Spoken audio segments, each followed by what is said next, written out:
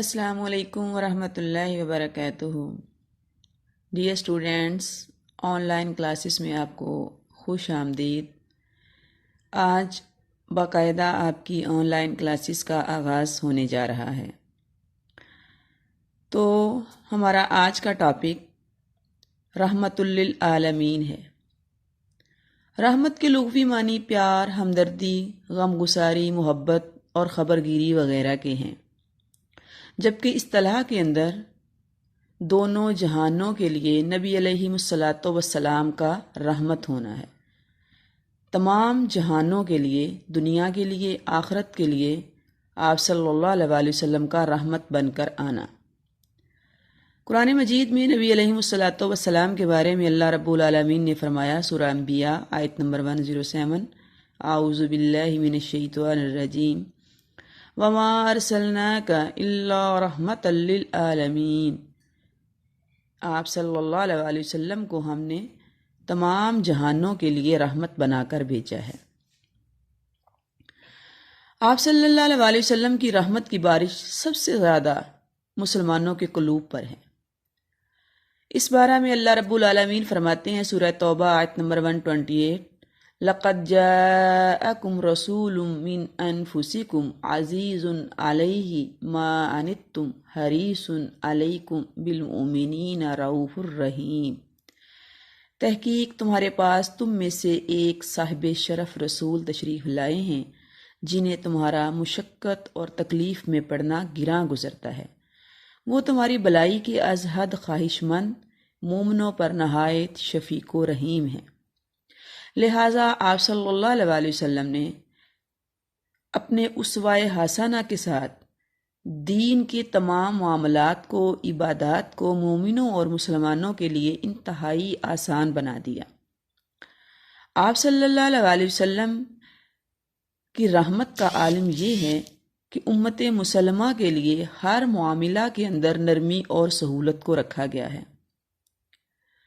مثلاً پہلی امتوں پر عبادت صرف عبادت گاہوں میں ہوتی تھی، جبکہ آپ صلی اللہ علیہ وسلم کے لیے اور پوری امت کے لیے ساری زمین کو مسجد بنا دیا گیا ہے۔ آپ صلی اللہ علیہ وسلم کی ذات اقدس صرف مسلمانوں اور مومنوں کے لیے ہی رحمت نہیں، آپ کی رحمت کا دائرہ صرف مسلمانوں تک محدود نہیں، بلکہ کفار، دشمن اور مشرک بھی آپ کی رحمت سے محروم نہیں تھے۔ کفار آپ صلی اللہ علیہ وسلم کی وجہ سے ہی اجتماعی عذاب سے محفوظ رہے۔ اللہ رب العالمین سورہ انفال آیت نمبر 33 میں فرماتے ہیں، وَمَا كَانَ اللَّهُ لِيُعَذِّبَهُمْ وَأَنْتَ فِيهِمْ۔ اے محبوب، جب تک آپ صلی اللہ علیہ وسلم ان میں موجود ہیں، اللہ تعالیٰ ان پر عذاب نہیں بھیجے گا۔ نبی علیہ الصلوۃ والسلام دعوت دین کے لیے طائف کے سفر پر جاتے ہیں۔ آپ کے غلام حضرت زید آپ کے ساتھ ہیں۔ طائف کے لوگوں نے آپ کو مار مار کر لہو لہان کر دیا۔ آپ صلی اللہ علیہ وسلم کے جوتے مبارک خون سے بھر گئے۔ اوباش گنڈوں کو آپ کے پیچھے لگا دیا۔ اللہ رب العالمین کی طرف سے فرشتوں کو نازل کیا گیا۔ فرشتوں نے آ کر کہا، ہے محبوب، آپ حکم دیں ان بستی والوں کو دو پہاڑوں کے درمیان رکھ کر کچل دوں۔ تو آپ صلی اللہ علیہ وسلم نے فرمایا، نہیں، مجھے امید ہے کہ اللہ رب العالمین ان کے اندر سے ایسے لوگوں کو پیدا کرے گا جو صرف ایک اللہ کی عبادت کریں گے، لہٰذا میں ان کے لیے زحمت نہیں رحمت بنا کر بھیجا گیا ہوں، ان کے لیے بد دعا نہیں دعا کروں گا۔ ایسے ہی فتح مکہ کے موقع پر جب آپ صلی اللہ علیہ وسلم بڑی شان و شوکت اور عظمت کے ساتھ مکہ میں داخل ہوتے ہیں اور پورا عرب آپ کے سامنے سرنگوں ہو جاتا ہے، تو لوگ یہ سمجھ رہے تھے آج ہماری گردنیں اڑا دی جائیں گی، آج ہمارے ساتھ بہت سخت معاملہ کیا جائے گا کہ 13 سال تک آپ صلی اللہ علیہ وسلم اور آپ کے ساتھیوں کو ہم نے مکہ میں ایک لمحہ بھی چین سے رہنے نہیں دیا۔ ہجرت کے بعد بھی مدینہ پر حملہ کرنے کے لیے وہ لوگ کمر بستہ رہے۔ تو وہ سمجھ رہے تھے آج ہم سے سخت انتقام لیا جائے گا، بدلہ لیا جائے گا۔ جب سب آپ کے سامنے پیش کیے گئے تو آپ صلی اللہ علیہ وسلم نے ان سے پوچھا، بتاؤ میں تمہارے ساتھ کیا معاملہ کرنے والا ہوں؟ تو سب نے یک زباں ہو کر کہا، آپ اچھے بیٹے ہیں، آپ اچھے بھائی ہیں۔ تو آپ صلی اللہ علیہ وسلم نے فرمایا، جاؤ میں بھی آج تمہارے ساتھ وہی معاملہ کرتا ہوں جو حضرت یوسف علیہ السلام نے اپنے بھائیوں کے ساتھ کیا تھا۔ لا تثریب علیکم اليوم، تمہارے لیے آج معافی ہے، تم پر کوئی مواخذہ نہیں۔ کیوں؟ یہ آپ صلی اللہ علیہ وسلم کی رحمت، آپ کی شفقت، لوگوں کے لیے آپ کی محبت، جس کی وجہ سے کسی سے کوئی بدلہ نہ لیا گیا۔ آپ صلی اللہ علیہ وسلم کو عورتوں کے لیے بھی رحمت بنا کر بھیجا گیا۔ زمانہ جاہلیت کے اندر عورت کی کوئی قدر و قیمت نہ تھی، کسی قسم کے حقوق اس کو حاصل نہ تھے، بچیوں کو پیدا ہوتے ہی زندہ درگور کر دیا جاتا تھا۔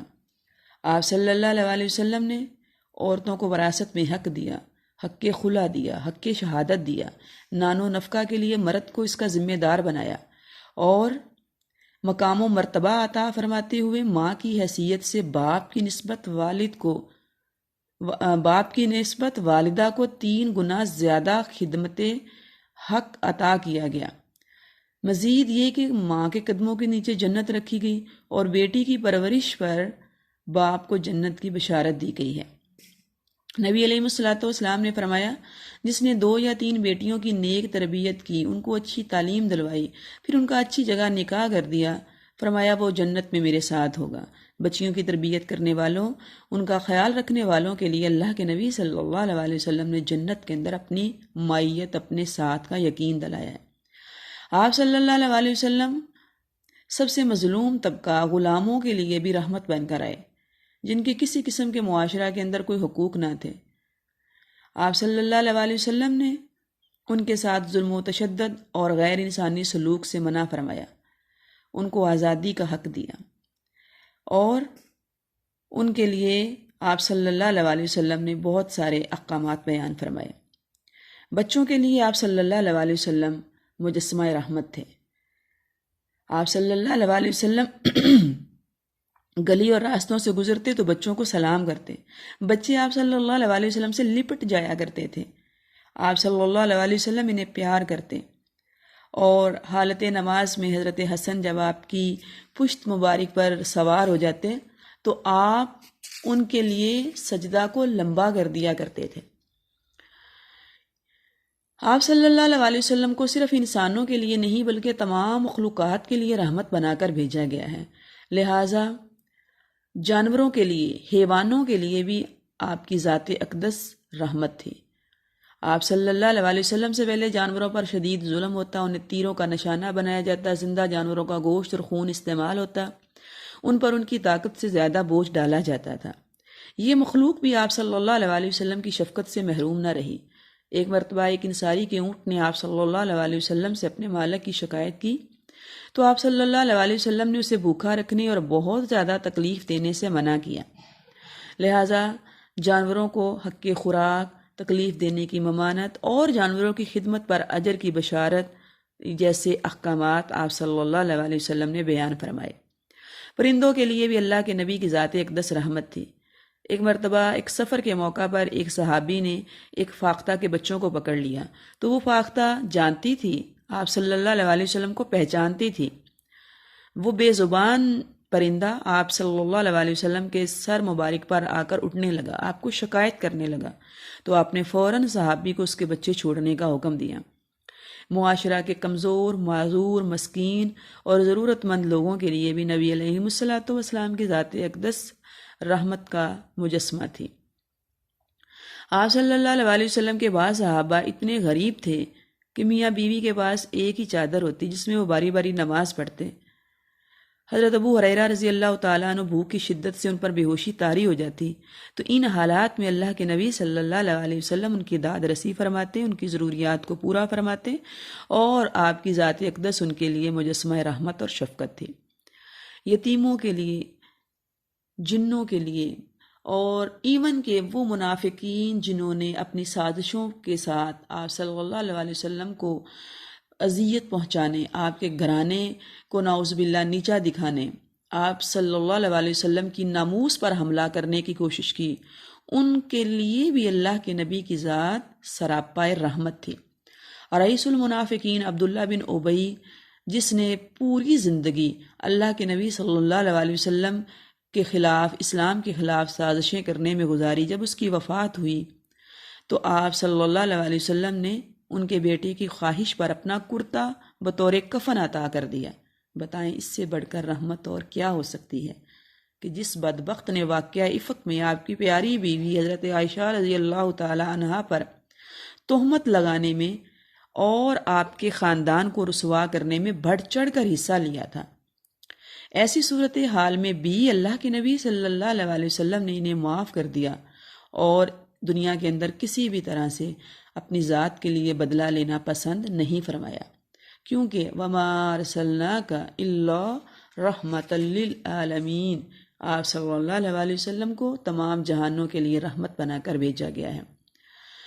آپ کی سیرت مبارکہ اسوہ حسنہ کا مطالعہ کرنے کے بعد، آپ صلی اللہ علیہ وسلم کی رحمت کے ان تمام پہلوؤں کو جان لینے کے بعد، باحثیت امتی کلمہ گو اور امت محمدیہ کے فرد ہونے کی بنا پر ہمارے لیے یہ سبق ہے کہ ہم بھی آپس میں اپنے گھر والوں کے ساتھ، رشتہ داروں کے ساتھ، دوستوں کے ساتھ، انسانوں کے ساتھ اور تمام مخلوقات کے ساتھ وہی رویہ اختیار کریں، اسی طرح ہم دوسروں کے لیے مہربان بن کر رہیں، جیسے کہ نبی علیہ الصلوۃ والسلام نے تمام مخلوقات کے ساتھ رحمت والا رویہ اختیار کیا۔